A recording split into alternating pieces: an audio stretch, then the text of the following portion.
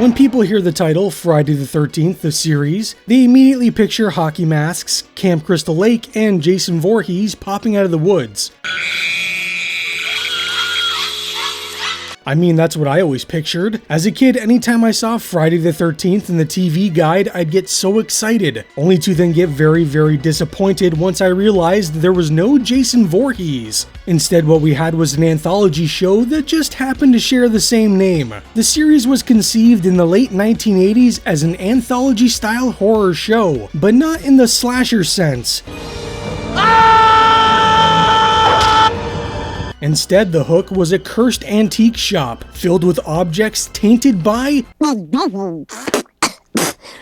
the devil. Each one causing absolute chaos until the heroes track it down and lock it away forever. The show was developed by Frank Mancuso Jr., who had already produced several of the Friday the 13th movies, along with writer Larry B. Williams, who's done pretty much nothing. Despite sharing the famous name, the series was never meant to connect to the Jason films. Mancuso was very clear about that. He never ever intended to link the show directly to the movies, and instead used the idea of Friday the 13th as a symbol of bad luck and curses, not machetes and camp counselors, unfortunately. Early on, they even toyed with the idea of sneaking Jason's mask into the show as one of these cursed objects, basically as a little in-joke for fans of the films. But that idea was quickly scrapped because Mancuso didn't want the show living under the shadow of the movies. He later admitted that even mentioning events from the film scared him, because it would pull viewers out of the new world they were trying to create. So the mask stayed on the shelf and the show carved out its own identity.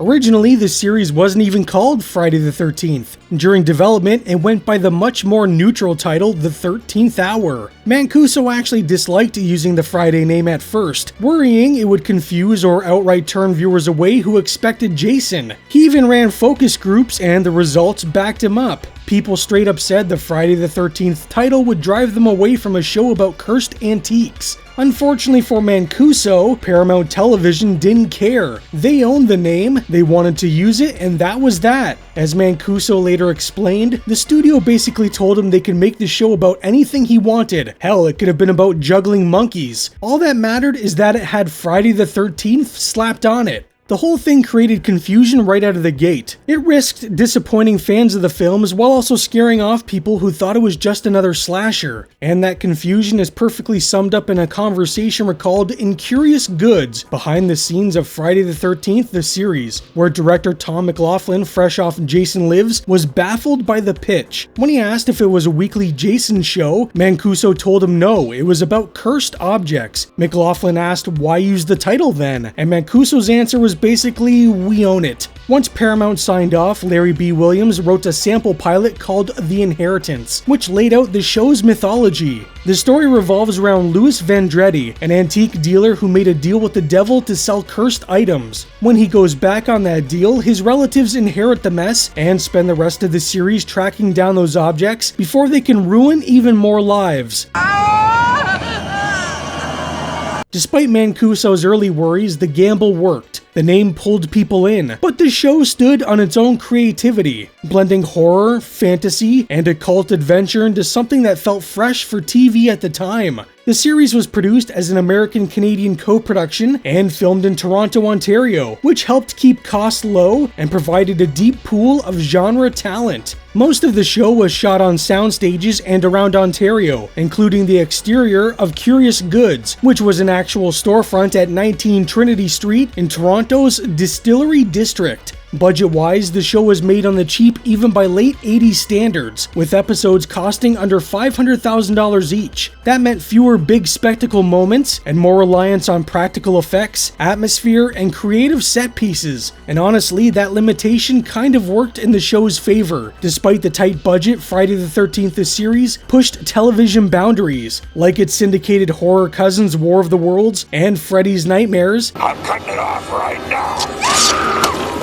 It featured violence on par with R-rated films. Well, some R-rated films, and occasionally dipped into sexual territory that network TV never would touch. The vampire episode Night Prey, for example, raised eyebrows for being especially steamy, although honestly, by today's standards, it's pretty tame. The show premiered in first-run syndication on October 3rd, 1987, meaning it wasn't tied to a single network. You know, like how something like The X-Files was tied to Fox. Local stations picked it up, often airing it late at night, which fit the tone of the show perfectly, and against expectations, it became a genuine hit. It performed so well that some stations eventually moved it into primetime slots.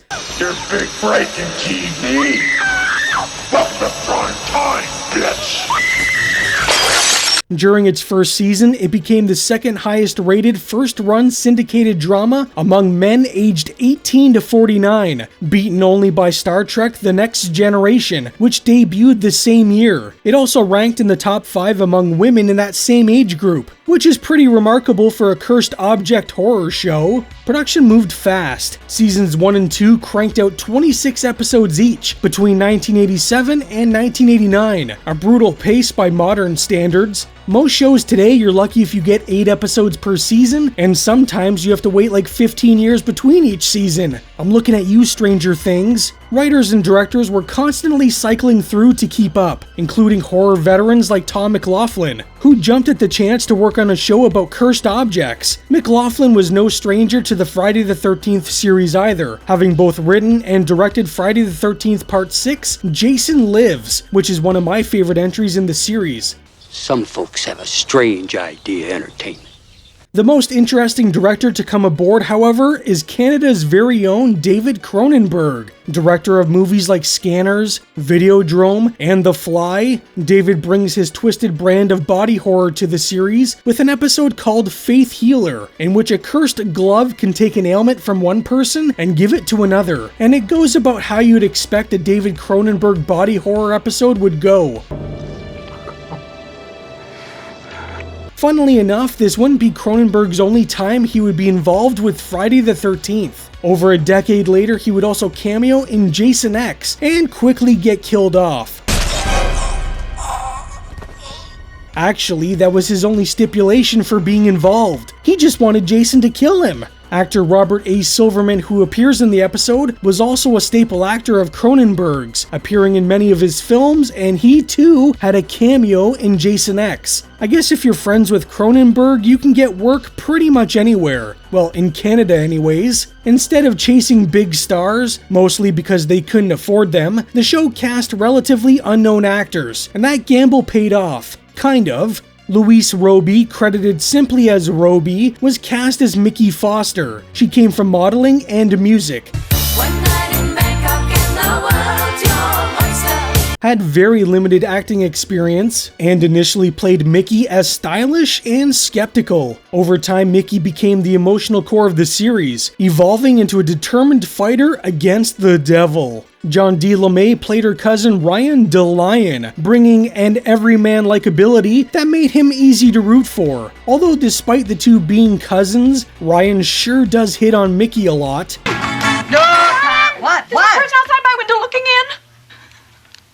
Can you blame him? Be serious, there's a burglar out there! Now they're cousins by marriage and were complete strangers before being brought together, but still. Completing the trio was Chris Wiggins as Jack Marshak, an occult expert and retired stage magician who acted as a mentor and father figure. Wiggins, a prolific character actor dating back to the 1950s, gave the show real weight, often being compared to Van Helsing or Dr. Loomis from Halloween. The chemistry between the three leads, especially their banter, became one of the show's biggest strengths. Recurring characters added extra flavor, most notably Louis Vendretti, played by R.G. Armstrong. Though killed in the pilot, Vendretti's presence lingered through flashbacks and ghostly appearances, serving as a pure evil figure haunting the story. In Season 3, Steve Monarch joined as Johnny Ventura, a drifter who eventually replaces Ryan after LeMay left the show. Ryan's exit was one of the strangest things the show ever did. Now apparently LeMay was unhappy and wanted to move on to different things. So in the Season 3 episodes, The Prophecies Part 1 and 2, LeMay becomes a servant of the devil. You know, going around doing whatever the devil desires. However, in order to save Ryan and his soul, they turn him into a child. child, which I guess is better than killing him. The most confusing part is when Ryan looks at Mickey and says, "I have a cousin named Mickey, and she has red hair too." Yet I thought these two never met before. I mean, the first time we see these two together, Ryan tells her he thought she was going to be a guy. Michelle Foster? Michelle? Jeez.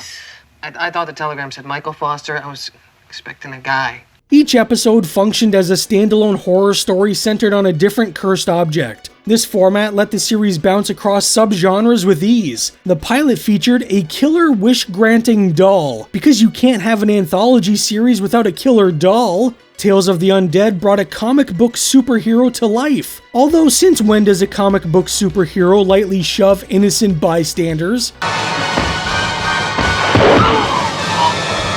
A Cup of Time twisted the Fountain of Youth myth with a teacup that restores an old woman's youth, while choking her victims with vines, which is very Poison Ivy. Fan favorite Vanity's Mirror followed a shy girl whose magical compact mirror makes all the boys obsess over her, leading to one dumbass climbing into a trash compactor to get the young girl's hanky. Sure, he was under a spell, but still. Interestingly, the boy who crushes and then gets crushed is also in the movie Freddy vs. Jason, proving that just like the NWO, once you're in Friday the 13th, you're in it for life. Some episodes even earned real industry acclaim. Scarlet Cinema, about a cursed movie camera that summons a Lon Chaney-esque werewolf, won a silver plaque at the Chicago International Film Festival, as did The Sweetest Sting, which involved deadly cursed bees. That one especially had people buzzing. Across the series, the objects ranged from terrifying to delightfully weird. Even though episodes were mostly standalone, character arcs slowly developed. Mickey sacrifices her normal life, including her engagement, to continue the mission. Ryan suffers repeated personal losses before his bizarre exit. These story beats gave the show a bit of a serialized feel that rewarded fans who stuck through week after week. When the show debuted, reception was mixed. Critics and audiences alike were confused by the lack of Jason, and early reviews felt the need to clarify that the series shared a title with the films, but nothing else. Roby herself even tried to clarify what the show was about, though she didn't exactly do a great job. How did you get into this Friday the 13th? These are movies that people get hurt. Well, it's not like the movies. This is a wonderful little show. It's really great TV. Everybody should watch it, all right? Really. Many Friday the 13th fans were disappointed at first, but as the show settled into its identity, it found its audience. Ratings were strong by the end of season 1, leading to a quick renewal. Critics began praising the show's creativity, its heavy use of occult themes, and the chemistry of the cast. It earned 2 Emmy nominations for visual effects, 12 Gemini Award nominations in Canada, and a Saturn Award nomination for Best Series. Despite all that, the show ended abruptly in 1990. Partway through production of Season 3, Paramount canceled it with no warning. Only 20 of the planned 26 episodes were completed, and the Charnel Pit aired as an accidental series finale with no closure. No official explanation was given, but several likely factors contributed. The loss of Ryan may have hurt ratings. People had become so accustomed to Ryan and Mickey's back and forth that to have him suddenly leave the show was quite the blow. Johnny was fine, and fans did eventually warm up to him, but by the time they did, it was pretty much too little too late. Religious watchdog groups targeted the show during the height of satanic panic, threatening sponsor boycotts. Paramount also lost interest in the Friday the 13th brand, as the films were starting to underperform, and the rights were eventually sold to New Line Cinema. Unfortunately for the show's 2 main leads, Ryan and Mickey, their careers basically lived and died with Friday the 13th. Once the show was cancelled, Roby appeared in a movie called Play Nice, which was basically just a cheap erotic thriller and an excuse to get her naked, I guess. As for John D. LeMay, he would have a few small gigs, but only a few years later would come crawling back to Friday the 13th, when he would star in one of the most bizarre entries in the series, Jason Goes to Hell. You know, the one where Jason turns into a slug monster and impregnates his own dead sister in order to be reborn?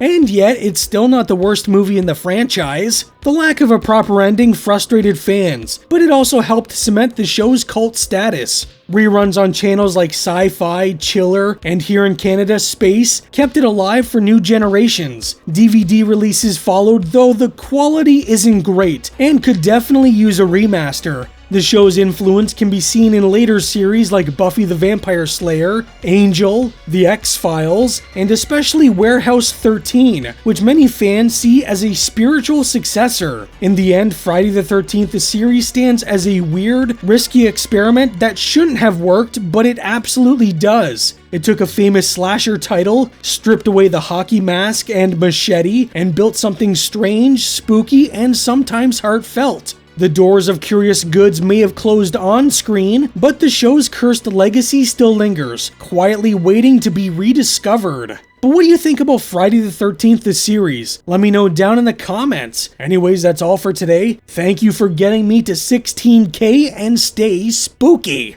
Huge thanks to all my channel members, you're the real MVPs of the Spooky Squad. Your support helps keep the lights flickering and the monsters fed. If you'd like to join up and help support the channel, check out the join button below. But no pressure, just watching and liking helps a ton too.